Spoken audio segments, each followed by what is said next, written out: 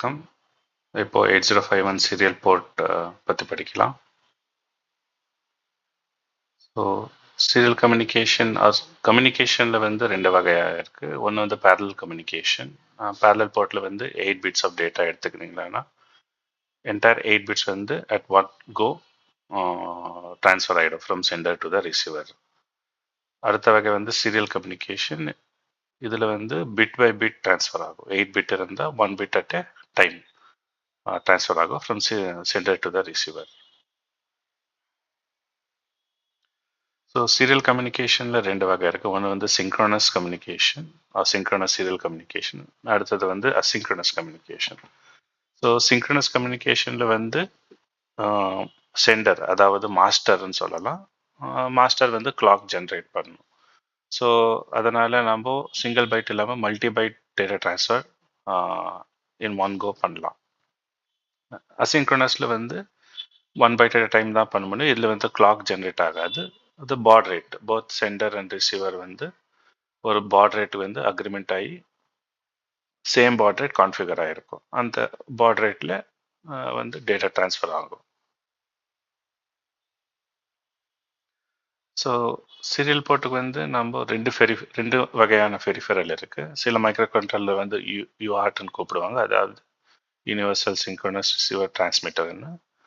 சில micro controller வந்து யுசார்ட்னு இருக்கும், universal synchronous asynchronous receiver transmitter. அது வந்து ஒரு யூஆர்ட் இருந்தால் அசிங்க்ரோனஸ் டிரான்ஸ்மிஷன் மட்டும்தான் சப்போர்ட் பண்ணும். யுசார்ட் வந்து ரெண்டும் சப்போர்ட் பண்ணும், சிங்க்ரோனஸ் அசிங்க்ரோனஸ் ரெண்டும். இப்போ அசிங்க்ரோனஸ் கம்யூனிகேஷன் பார்க்கலாம். அசிங்க்ரோனஸ் கம்யூனிகேஷனில் வந்து த ஃப்ரேமிங் இருக்கும். மீன்ஸ் ஒரு பைட் ட்ரான்ஸ்ஃபர் பண்ணுறோன்னா அது வந்து start bit and stop bit நடுவில் என்கேப்சுலேட் ஆகிருக்கும். அது ஃப்ரேமிங்னு கூப்பிடுவாங்க. ஸோ ட்ரான்ஸ்மிட் பண்ணும்போது ஃபஸ்ட்டு ஸ்டார்ட் பிட் போகும், அதுக்கப்புறம் டேட்டா பிட்ஸ் போகும், அதுக்கப்புறம் ஸ்டாப் பிட்ஸ் வரும்.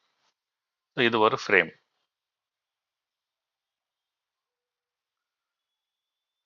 பிளாக் ஓரியன்டில் ஃப்ரேமிங் எல்லாம் இருக்காது. அது வந்து கிளாக்ல வந்து சிங்க்ரோனஸாக போகும். ஸோ கிளாக் ஜென்ரேட் ஆகிறதுனால. அப்புறம் ஸ்டார்ட் பிட் வந்து it is only 1 bit period விடுத்து இருக்கும். அதாவது ஸ்டாப் பிட்ஸ் வந்து 3 வகையாக இருக்குது. 1 பிட், 1.5 பிட் அண்ட் 2 பிட் விடுத்து ஸ்டாப் பிட்ஸ் இருக்கும். ஸ்டார்ட் பிட் வந்து it's always active low, stop bit வந்து இது ஆக்டிவ் ஐ. ஸோ இங்கே டைமிங் டயக்ராம் இருக்குது. இப்போ பார்த்தீங்கன்னா அந்த ரைட் ஹேண்ட் சைட்லேருந்து ஸ்டார்ட் ஆகும். ஸோ ஃபஸ்ட்டு வந்து மார்க்குன்னு வந்து ஐடில், அண்டர் த ஐடில் கண்டிஷனில் வந்து எதுவும் கம்யூனிகேஷன் ஆகாதப்போ இந்த யூஆர்ட் லைன் வந்து லாஜிக்கல் ஐ இருக்கும். Okay, that is a stable state. அதுக்கு மார்க்குன்னு சொல்லலாம் நம்ம. ஸோ கம்யூனிகேஷன் ஸ்டார்ட் ஆகிறப்போ ஃபஸ்ட்டு ஸ்டார்ட் பிட் டிரான்ஸ்மிட் ஆகும். அது 1 bit period which is a low level. அதுக்கப்புறம் பிட் 0 ஆர் D0, அது least significant bit of a byte, அது டிரான்ஸ்மிட் ஆகும். அப்புறமா பிட் 1, அப்புறமா பிட் 2, அப்புறம் bit 3 and so on. So 8 bit transfer ஆன பிறகு ஒரு ஸ்டாப் பிட் வரும். இந்த ஸ்டாப் பிட் வித் வந்து நம்ம கான்ஃபிகர் பண்ணிக்கலாம் depending on the requirements. So both sender and receiver சைடில் சேம் கான்ஃபிகரேஷன் இருக்கணும்.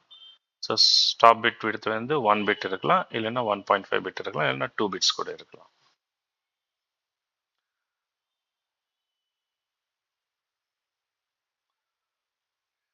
அதுக்கப்புறம் ஸ்பேஸ் வரும். யூஸ்வலாக ஸ்பேஸ் ஸ்டாப் பிட் அப்புறம் லைன் ஐடலில் இருக்கும்போது, line means UART line Idol இருக்கும்போது அதோட லெவல் வந்து லாஜிக் 1ஆக தான் இருக்கும்.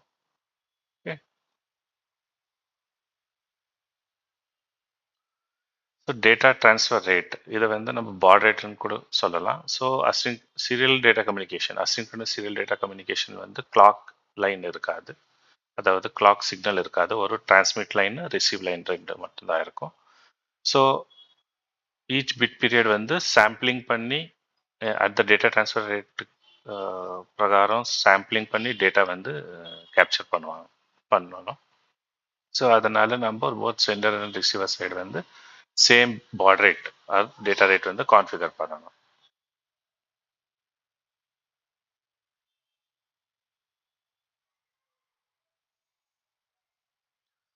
இப்போ நம்ம basics of the serial communication பார்த்தோம். இப்போ நம்ம 8051ல சீரியல் போர்ட் எப்படி இம்ப்ளிமெண்ட் பண்ணியிருக்காங்கன்னு பார்க்கலாம். ஸோ இதில் வந்து நம்மளுக்கு both synchronous and asynchronous communication support பண்ணோம். ஸோ டோட்டலாக 4 மோடு இருக்குது. அதில் ஒரு மோடு வந்து சிங்க்ரனஸ், மீதி 3 மோடு வந்து அசிங்க்ரனஸ். ஸோ எஸ்கான் கண்ட்ரோல் ரெஜிஸ்டர் இருக்கும், that is for serial port control signals. அதை கான்ஃபிகர் பண்ணி நம்ம கண்ட்ரோல் பண்ணிக்கலாம், மோட் கான்ஃபிகரேஷன் அதெல்லாம் இருக்கும். ஸோ டேட்டா ட்ரான்ஸ்ஃபருக்கு வந்து 2 லைன் இருக்கும், IO pins, TXD and RXD lines. TXD is for transmitting or sending out the data, RXD வந்து to receive the data bits. So synchronous மோடில் வந்து நம்ம கிளாக் ஜென்ரேட் பண்ணணும். ஸோ இன் மோட் 0ல் வந்து synchronous mode. So அப்போது இந்த mode 0ல் வந்து TXD pin is use to output the clock. அப்புறம் டேட்டா டிரான்ஸ்மிஷன் அண்ட் ரிசப்ஷன் வந்து ஆர்எக்ஸ்டி லைன்லேயே ஆகும். So it is half duplex synchronous communication. So at a time you can either transmit the data இல்லைன்னா receive பண்ணலாம், அவ்வளோதான். ரெண்டும் பண்ண முடியாது. ஸோ இந்த மோட் டேபிள் பார்த்தீங்கன்னா மோட் 0 வந்து synchronous data communication or serial communication. Mode 1 வந்து 8-bit UART with timer data rate. So timer use பண்ணி பாட் ரேட் செட் பண்ணுவாங்க. மோட் 2ல் வந்து 9-bit UART, பாட் ரேட் வந்து ஃபிக்ஸ்ட் ஆகிட்டு இருக்கும்.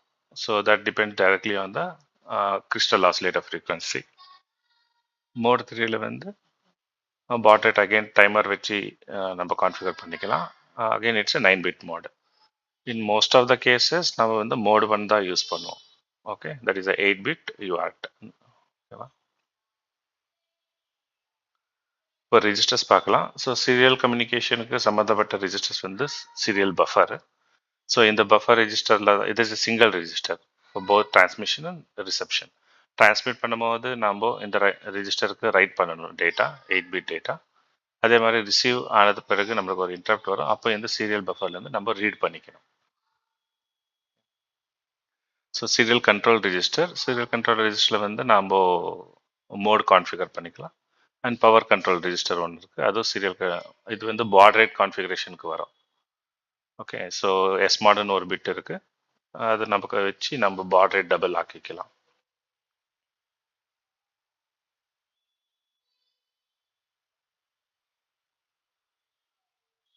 ஸோ எஸ்பஃப் ரெஜிஸ்டர் எப்படி கான்ஃபிகர் பண்ணுறதுன்னு இந்த சாம்பிள் ப்ரோக்ராமில் இருக்குது.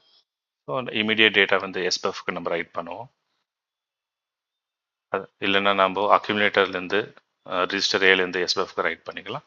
அதே மாதிரி ரீட் பண்ணணும்னா எஸ்பஃப்லேருந்து அக்யூமுலேட்டருக்கு ரீட் பண்ணிக்கலாம். So serial port control register இந்த பிட்ஸ் பார்க்கலாம். ஸோ ஆர்ஐ என்டிஐ வந்து இது status flag, receive indicator and transmit indicator. So இந்த பிட் வந்து இந்த டிரான்ஸ்மிஷன் ஆர் ரிசப்ஷன் கம்ப்ளீட் ஆனப்போ இந்த பிட் செட் ஆகும். ஸோ ரெண்டு டிரான்ஸ்மிஷனுக்கும் ரிசப்ஷனுக்கும் நம்மளுக்கு ஒரே இன்டரப்ட் சர்வீஸ் ரூட்டின் தான் இருக்குது, வெக்டர் அட்ரஸ் தான் இருக்குது. ஸோ அந்த வெக்டர் அட்ரஸில் இன்டரப்ட் சர்வீஸ் ரூட்டின் எழுதப்போ நம்ம இந்த பிட் டெஸ்ட் பண்ணி டிரான்ஸ்மிட் இன்டரப்ட் அக்கர் ஆயிருக்கா இல்லை ரிசீவ் இன்டரப்ட் அக்கர் ஆயிருக்கான்னு செக் பண்ணிக்கலாம். ஸோ RB8 வந்து இப்போ 9-bit கான்ஃபிகரேஷனில் வந்து 9th பிட் வந்து இங்கே இந்த பிட்டில் கேப்சர் ஆகிருக்கும். இப்போ 9-bit மோடில் ரிசப்ஷன் ஆச்சுன்னா 9 bits, 8 bits SBUF-ல் இருக்கும், 9th பிட் வந்து RB8ல் இருக்கும். அதே மாதிரி டிரான்ஸ்மிஷன் பண்ணுறப்போ 9th பிட் வந்து TB8 இந்த பிட்டில் நம்ம ரைட் பண்ணணும், மீதி லோவர் 8 bits வந்து SBUF-ல ரைட் பண்ணணும். ஸோ இது receive enable.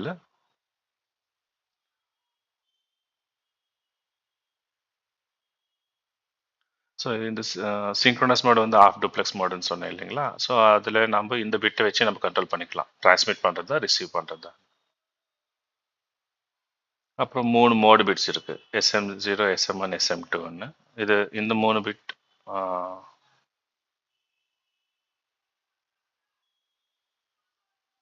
Okay, SM0, SM1 மட்டும்தான் நம்ம யூஸ் பண்ணுறோம் மோட் செலெக்ஷனுக்கு, 4 மோடுக்கு. SM2 வந்து மல்டி ப்ராசஸர் கம்யூனிகேஷன் மோடுக்கு யூஸ் பண்ணிக்கலாம்.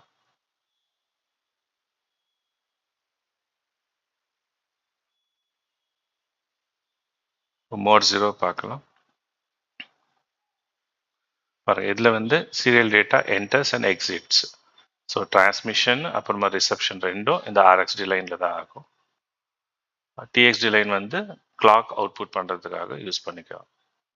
ஸோ கிளாக் ஜென்ரேட் ஆகணும் சிங்க்ரனஸ் கம்யூனிகேஷன், அந்த கிளாக் வந்து TXD லைனில் அவுட்புட் ஆகும். இது வந்து 8 பிட்ஸ் தான் கான்ஃபிகர் பண்ண முடியும், 9 பிட்ஸ் எல்லாம் கான்ஃபிகர் பண்ண முடியாது. Transmission reception happens at 8 bit level. Baud rate வந்து மோட் 0ல ஃபிக்ஸ்ட் ஆயிருக்கு. So that is 1/12 of the oscillator frequency.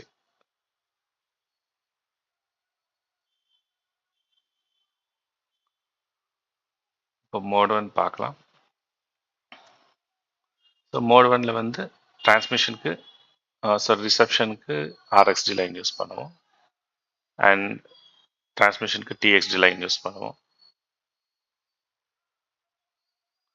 So 9 bit மோடில் இருந்தாக்கா ஓகே, சாரி இந்த மோடில் வந்து the stop bit 9th bit.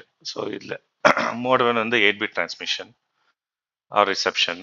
So 9th bit வந்து ஸ்டாப் பிட்டாக கேப்சர் ஆகும். So whatever the stop bit receive ஆன பிறகு இந்த RB8ல கேப்சர் ஆகிடும்.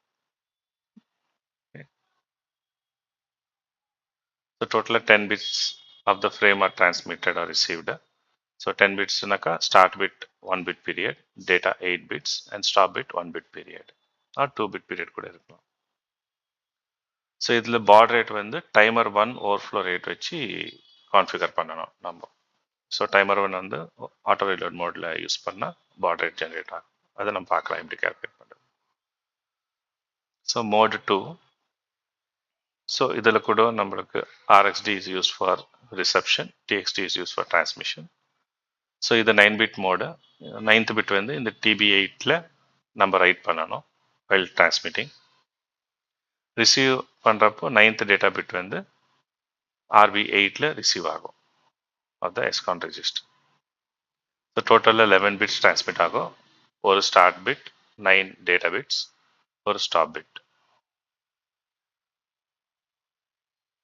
பாட் ரேட் கூட இதில் ப்ரோக்ராமபிளாக இருக்கலாம். யூஸ்வலி இது வந்து அகெயின் இங்கே மோட் 2ல வந்து கிறிஸ்டல் ஆசிலேட்டர் பேஸ்டு தான் இருக்கும், டைமர் எல்லாம் யூஸ் பண்ண மாட்டோம். Mode 3. So mode 3 is almost same as mode 1. So difference வந்து இதில் 9 bit data transfer. Okay, so 9th bit for transmission TB8ல எழுதணும். ரிசீவ் பண்ணுறப்போ 9th பிட் வந்து RB8லேருந்து ரீட் பண்ணணும்.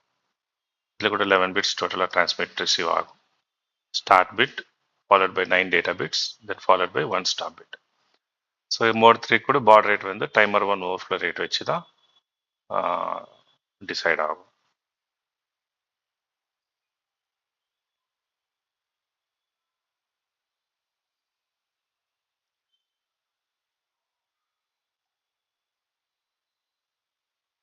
ஓகே, இதில் இந்த ஸ்டெப்ஸ் எக்ஸ்பிளைன் பார்க்கலாம், எப்படி சீரியல் டேட்டா டிரான்ஸ்மிஷனுக்கு என்னென்ன ப்ரோக்ராம் பண்ணணும்னு.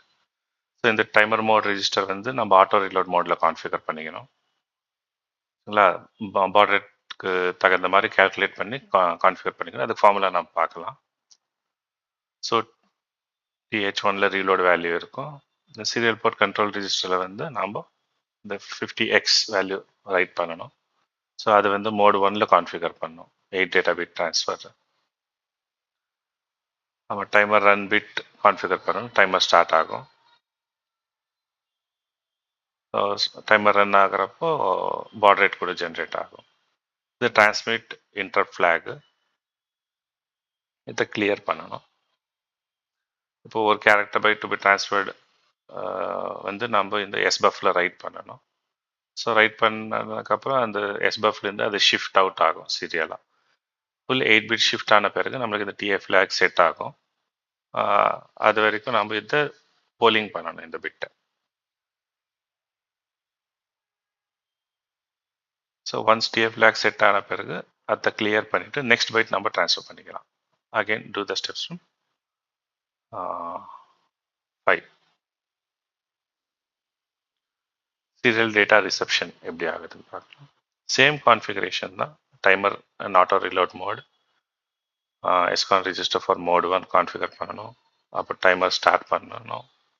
அப்புறம் ரிசீவ் இண்டிகேட்டர் ஃப்ளாக் கிளியர் பண்ணணும்.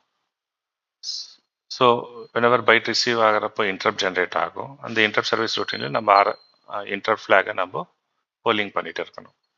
ஸோ இஃப் போலிங்ன்றதுல இன்டரப்ட் வந்த உடனே one of the bits TI இல்லைன்னா ஆர்ஐ எதனா ஒன்று செட் ஆயிருக்கும். இப்போ ரிசப்ஷன் ஆயிடுச்சுனாக்கா ஆர்ஐ ஃப்ளாக் செட் ஆயிருக்கும். ஸோ அது செட் ஆன பிறகு நம்ம ஆர்ஐ ஃப்ளாக் கிளியர் பண்ணிட்டு அந்த பைட்டை எஸ்பஃப்லேருந்து ரீட் பண்ணி பஃபருக்கு போட்டுக்கலாம். நெக்ஸ்ட் பை ரிசப்ஷனுக்கு நம்ம மறுபடியும் போய் வெயிட் பண்ணலாம். வேறு போலிங் மோடில் வெயிட் பண்ணலாம், இல்லைனா இன்டர்ப்ட் மோடில் நம்ம ரிசீவ் பண்ணிக்கலாம். இப்போ பாட் ரேட் கான்ஃபிகரேஷன். ஸோ இந்த பவர் கண்ட்ரோல் ரெஜிஸ்டரில் ஒரு பிட் இருக்குது, எஸ்மாட் பிட்டுன்னு. இந்த பிட்டை வச்சு நாம் பாட் ரேட்டை டபுள் ஆக்கிக்கலாம்.